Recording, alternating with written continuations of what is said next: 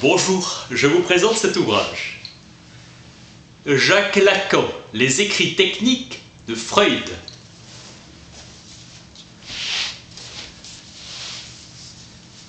Écrit 1. Le style et l'homme, disait Buffon. Chamfort. Il y a à parier que toute idée publique, toute convention reçue est une sottise, car elle a convenu au plus grand nombre. L'automatisme de répétition prend son principe dans l'insistance de la chaîne signifiante. Freud, le déplacement du signifiant détermine les sujets dans leurs actes. L'introduction de l'ouvrage est à prendre pour difficile. C'est reporter sur l'objet qu'elle présente ce qui ne tient qu'à sa visée en tant qu'elle est de formation. La psychologie se constitue comme science quand la relativité de son objet par Freud est posée, encore que restreinte au fait du désir. Prééminence de la vérité dans le témoignage. La science peut s'honorer de ses alliances avec la vérité. Elle peut se proposer comme objet son phénomène et sa valeur. Elle ne peut d'aucune façon l'identifier pour sa fin propre. Attitude de soumission au réel de Freud. Le plus grand nombre des phénomènes psychiques chez l'homme se rapportent à une fonction de relation sociale. Libérer le patient des chaînes du récit, ainsi se constitue l'expérience analytique, signification à tout un rebut de la vie mentale. Scénario du rêve, pressentiment, fantasme, délire, lapsus et raté de l'action. Le tout se déroulant dans le cadre de la loi de l'association libre, technique thérapeutique. Le donné de cette expérience est le langage, c'est-à-dire le signe. Le langage, avant de signifier quelque chose, signifie pour quelqu'un. Ce qui n'a aucun sens en a pour lui, une intention. L'analyste agit en sorte que le sujet prenne conscience de l'unité de l'image qui se réfracte en lui en des effets disparates, élucidation intellectuelle par l'interprétation et manœuvre affective par le transfert. Comprendre le stade de reconnaissance dans le miroir comme une identification au sens plein, mirage de maturation de sa puissance. L'image spéculaire semble être le seuil du monde visible, l'imago du plein, l'imago du corps propre. Le miroir établit une relation d'organisme à sa réalité. Le stade du miroir est un drame dont la poussée interne se précipite de l'insuffisance à l'anticipation et qui, pour le sujet pris au leurre de l'identification spatiale, machine les fantasmes. Moment qui fait basculer tout le savoir humain dans la médiatisation par le désir de l'autre. Concurrence d'autrui qui fait du jeu cet appareil par lequel toute poussée des instincts se rend un danger. Des souffrances de la névrose sont une école des passions de l'âme. Le sentiment altruiste est sans promesse pour un psychanalyste qui perçoit à jour l'agressivité qui sous-tend l'action du philanthrope, de l'idéaliste, du pédagogue. La psychanalyse accompagne le patient jusqu'à la limite extatique du « tuer cela », l'amener à ce moment où commence le véritable voyage, dynamisme affectif. Pour l'inconscient refoulé, quand l'analyse le restaure dans la conscience, c'est moins le contenu de sa révélation que le ressort de sa reconquête qui fait l'efficace du traitement. Le langage de l'homme, cet instrument de son mensonge, est traversé de part en part par le problème de sa vérité. Le mot n'est pas signe, mais nœud de signification. Lacan eut de Clérambault comme seul maître dans l'observation des malades après le très subtil et délicieux Trenel qui eut tort d'abandonner trop tôt. Il eut tort de l'abandonner trop tôt pour postuler dans les sphères consacrées de l'ignorance de l'enseignant. L'histoire du sujet se développe en une série plus ou moins typique d'identification idéale qui représente les plus purs des phénomènes psychiques. Freud identifie le moi au système perception-conscience que constitue la somme des appareils par quoi l'organisme est adapté au principe de réalité. L'œuvre de Merleau-Ponty démontre que toute saine phénoménologie de la perception commande qu'on considère l'expérience vécue avant toute objectivation à l'expérience. L'habitude et l'oubli sont les signes de l'intégration dans l'organisme d'une relation psychique. Le complexe d'Oedipe s'avère capable de provoquer par ses incidences atypiques tous les effets somatiques de l'hystérie, mais aussi de constituer le sentiment de la réalité. Ni Socrate, ni Descartes, ni Marx, ni Freud ne peuvent être dépassés en tant qu'ils ont mené leur recherche avec cette passion de dévoiler qui a un objet, la vérité. Max Jacob a dit « Le vrai est toujours neuf », adressé à ces princes du verbe où glisse le masque de l'ego. Freud donne le concept de l'obstacle sur lequel est venue se briser l'analyse sous le terme de transfert.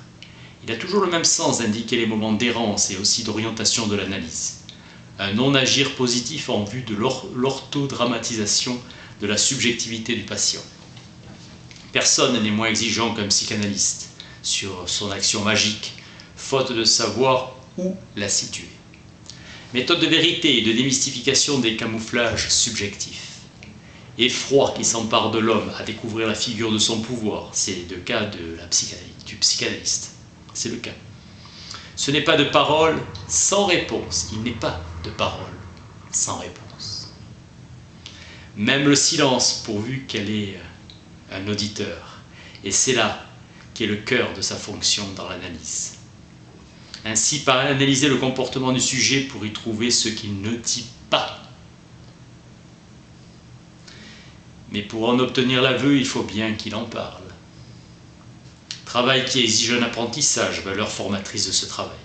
La parole vide montre par ses effets qu'elle est bien plus frustrante que le silence.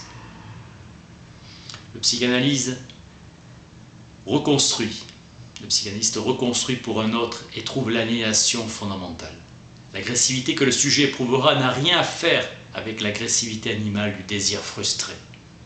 Masque de l'agressivité de l'esclave qui répond à la frustration de son travail par un désir de mort. Le danger n'est pas la réaction négative du sujet, mais sa capture dans une objectivation. L'art de l'analyste doit être de suspendre les certitudes du sujet jusqu'à ce qu'en consument les derniers mirages. Dans le discours se scande leur résolution. Même s'il ne communique rien, le discours représente l'existence de la communication. La parole constitue la vérité même s'il est destiné à tromper. Notre travail vise un objet au-delà de la parole du sujet, voie de l'analyse. La parole confère aux fonctions de l'individu un sens, l'émergence de la vérité dans le réel. L'inconscient est cette partie du discours concret, en tant que transindividuel qui fait défaut à la disposition du sujet pour établir la continuité de son discours conscient. Ce verbe réalisé dans le discours donne à l'acte du sujet qui en reçoit le message le sens qui fait de cet acte un acte de son histoire et qui lui donne sa vérité. L'inconscient est ce chapitre de mon histoire qui est marqué par un blanc ou occupé par un mensonge. C'est le chapitre censuré. Mais la vérité peut être retrouvée dans mon corps, dans les documents d'archives ou dans l'évolution sémantique, stock et acception du vocabulaire qui m'est particulier comme au style de ma vie et à mon caractère. Dans les traditions et dans diverses traces, nous apprenons au sujet à reconnaître comme son inconscient son histoire, parfaire l'historisation actuelle des faits qui ont déterminé déjà dans son existence un certain nombre de tournants historiques. Vérité de son histoire et douleur qu'il éprouve car le désordre ne lui donne guère de soulagement. Le désir de l'homme trouve son sens dans le désir de l'autre car son premier objet est d'être reconnu par l'autre. Le symptôme se résout tout entier dans une analyse de langage dont la parole doit être délivrée. Freud, celui qui laisse ainsi échapper la vérité, est en réalité heureux de jeter le masque. L'homme parle donc, et c'est parce que le symbole l'a fait homme. Proverbe Sironga, un parent par alliance est une cuisse d'éléphant. À l'alliance préside un ordre préférentiel dont la loi impliquant les noms de parenté est pour le groupe comme le langage impératif en ses formes, mais inconsciente en sa structure.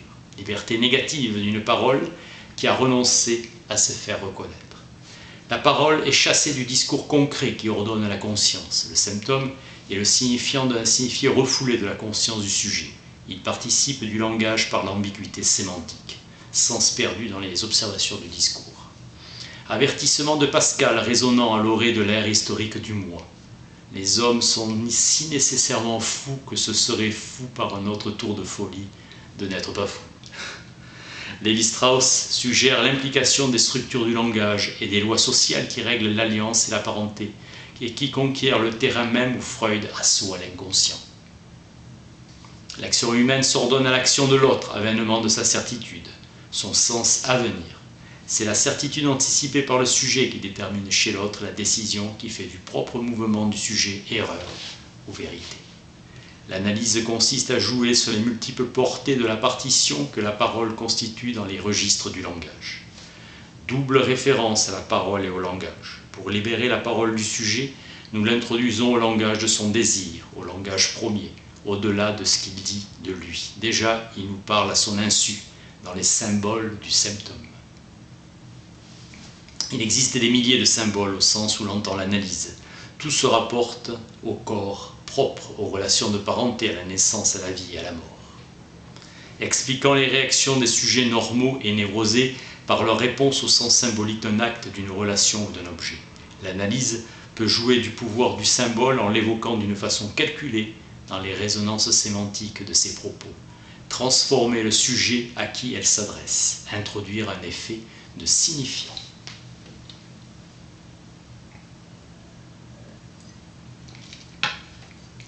La forme sous laquelle le langage s'exprime définit par elle-même la subjectivité. Ainsi, vous vous applaudissez d'avoir rencontré quelqu'un qui parle le même langage que vous, mais parce qu'avec le discours de tous, vous êtes unis par une parole particulière. Ce qui est redondance pour l'information, c'est ce qui dans la parole fait office de résonance. Car la fonction du langage, ce n'est pas d'informer, mais d'évoquer. Ce que je cherche dans la parole, c'est la réponse de l'autre. Ce qui me constitue comme sujet, c'est ma question. L'aveu de l'être s'y dessine, notre esprit vainqueur lègue au futur son empreinte immortelle. L'analyse ne peut avoir pour but que l'avènement d'une parole vraie et la réalisation par le sujet de son histoire dans sa relation à un futur. Les résistances sont utilisées aussi longtemps que l'on peut dans le sens du progrès du discours. Et quand il faut y mettre un terme, c'est-à-dire à leur céder, c'est à leur céder qu'on y vient.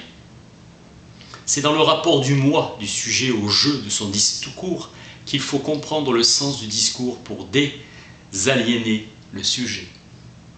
Une recherche du vécu devient le but suprême. L'analyste apprend au sujet à se saisir comme objet. Il interprète le symbole et le symptôme inscrit en lettres de souffrance dans la chair du sujet, qui s'efface. Nous sommes des savants et la magie n'est pas une pratique défendable. La psychanalyse est une relation dialectique où le non-agir de l'analyste guide le discours du sujet vers la réalisation de sa vérité. Une illusion nous pousse à chercher la réalité du sujet au-delà du mur du langage et le sujet croit que sa vérité est en nous déjà donnée. L'abstention de l'analyse, son refus de répondre, est un élément de la réalité dans l'analyse. Cette négativité, tant qu'elle est pure ou détachée de tout motif particulier, que réside la jointure entre le symbolique et le réel. Le sens à donner à l'analyse est la question préalable à celle des signes de sa fin. La durée de la séance, notre temps de travail réglementé professionnellement et ses incidences subjectives sont importantes. L'inconscient demande du temps pour se révéler. Rôle d'enregistrement, échange symbolique de l'homme dans son authenticité, relation subjective au maître, briser le discours, séance écoutée pour accoucher la parole, impératif du verbe comme la loi que l'homme a formée à son image, maniant la fonction poétique du langage pour donner à son désir sa médiation symbolique. Le psychanalyste ne doit pas se faire une idée trop élevée de sa mission, ni encore moins le prophète d'aucune vérité établie. La psychanalyse est à la portée de tous, ambiguïté insoutenable, interprète du discours. Ce que le psychanalyste doit savoir, ignorer ce qu'il sait. L'analyse ne change rien au réel, et qu'elle change tout pour le sujet. Pensée magique. Négation du savoir, mais sa forme la plus élaborée, se former à ce non-savoir. La résistance ne peut être que méconnue dans son essence si on ne la comprend pas à partir des dimensions du discours où elle se manifeste dans l'analyse. Mot de Freud à Carl Gustav Jung, quand invités tous deux à la Clark University, ils arrivèrent en vue du port de New York devant la Statue de la Liberté. Freud parle, ils ne savent pas que nous leur apportons la peste. Une vérité n'est pas facile à reconnaître. La vérité s'avère complexe par essence, insoumise au choix, plutôt inhumaine. Tout l'effort de Freud, de 1897 à 1914, a été de faire la part de l'imaginaire et du réel dans les mécanismes de l'inconscient. Les psychanalystes ont fait de l'imaginaire un autre réel et de nos jours à y trouver la norme du réel. Nous les répétons à nos élèves, gardez-vous de comprendre. Le problème, c'est la relation du moi à la réalité. Un bon analysé ne pose pas de questions, car il n'y a pas de questions sensées, ou avoir le cul au monstre de l'enfant pour qui le roi est nu. Freud a été jusqu'à nous faire reconnaître l'éros, par où la vie trouve à prolonger sa jouissance dans le sursis de son pourrissement. Nul exemple construit ne saurait égaler le relief qui se rencontre dans le vécu de la vérité. Réveiller chez la personne ce souvenir de son enfance. Dans la chaîne du signifiant, le sens insiste, mais aucun des éléments de la chaîne consiste dans la signification dont il est capable, indiquer la place du sujet dans la recherche du vrai. Jacques Lacan, les écrits techniques de Freud. Merci.